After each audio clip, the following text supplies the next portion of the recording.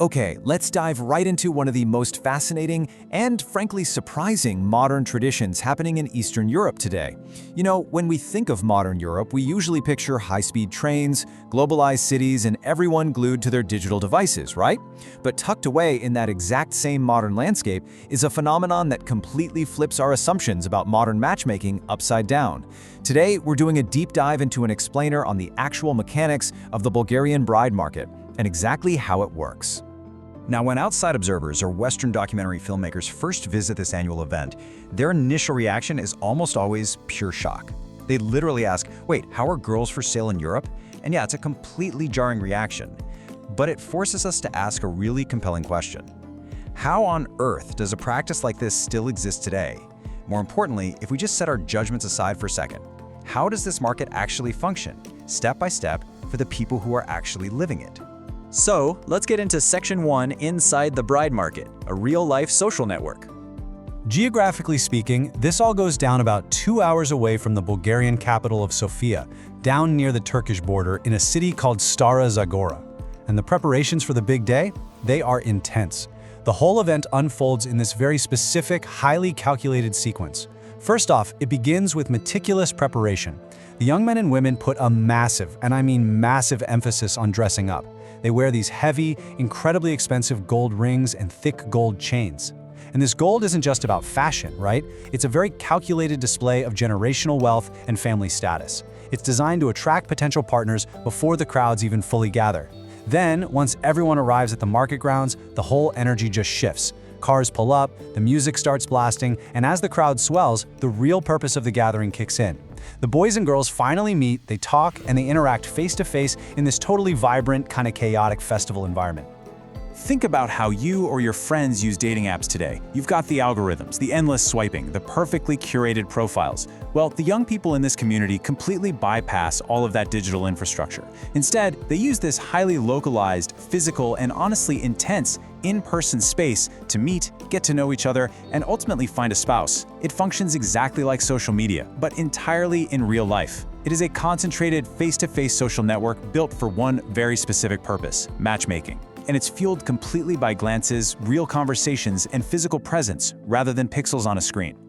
Moving right along to Section 2, how pricing and rules work, the Kalaidzhi Code.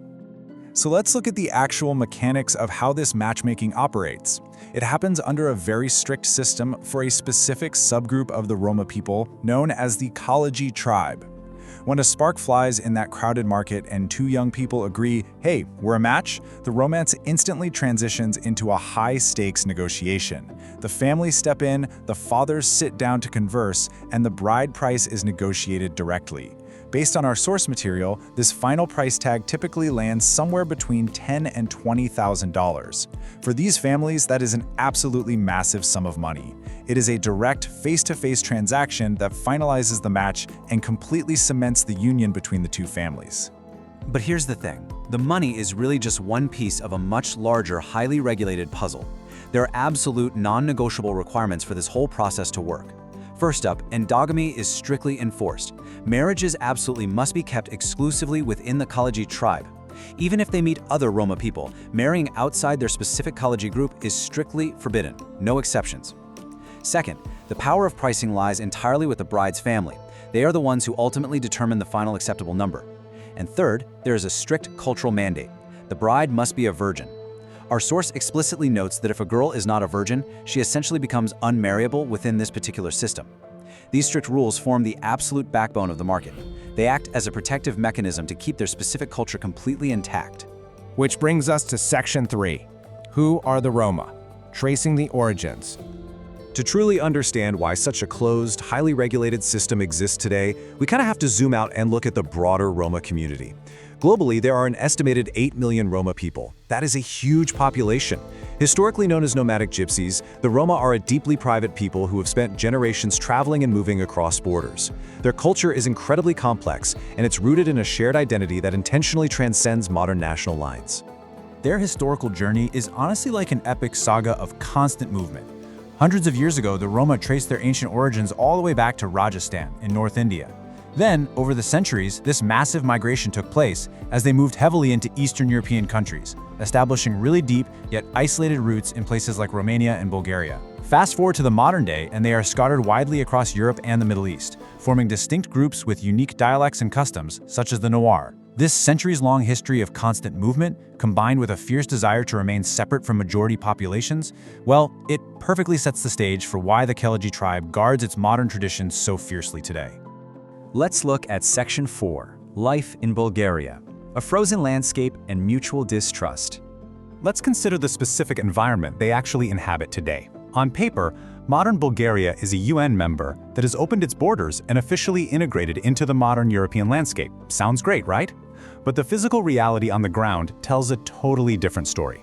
Observers note that the capital city Sofia physically feels like a mini version of Moscow. The brutalist architecture, the older streets, the trains, they literally appear completely frozen in the Soviet era.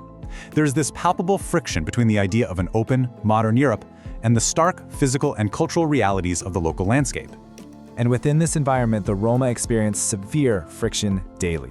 There is extreme social isolation from wider Bulgarian communities. The reality, according to our sources, includes a heavy mutual distrust and hatred between ethnic Bulgarians and the Roma, despite the Roma actually holding citizenship. Many Roma are relegated to living in slums on the outskirts of society, reportedly living outside the bounds of local municipal rules and utility systems. Unfortunately, this has fueled a widespread negative reputation and intense systemic oppression. Living in this hostile environment essentially forces the Roma to build an invisible, defensive wall around themselves. It completely socially isolates their community from the surrounding society. And finally, Section 5, Tradition in Modern Europe, Perspectives on the Market. So bringing this all together, how do we make sense of the bride market given everything we've just covered about how it works? Well, there is a massive divide in perspective here. From the external view, outsiders often express sheer shock.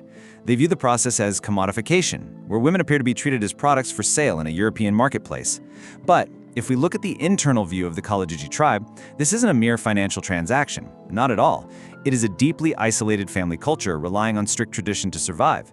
It's a vital cultural mechanism that guarantees their children marry within the tribe, preserving their lineage and their community in a wider society that, frankly, actively rejects them and refuses to socialize with them. So, does extreme social isolation force a community to completely freeze its ancient traditions in time? I'll leave you with that provocative thought to consider. We are basically watching geography, discrimination, and deep-rooted culture collide in the modern world. When a group is pushed to the margins of society, perhaps holding on to the absolute strictest rules of their ancestors, like this high-stakes, real-life social network of a bride market, is literally the only way they know how to maintain their identity. Thank you so much for joining me for this explainer, and I really hope diving into these mechanics helped unpack the layers of this incredibly complex topic.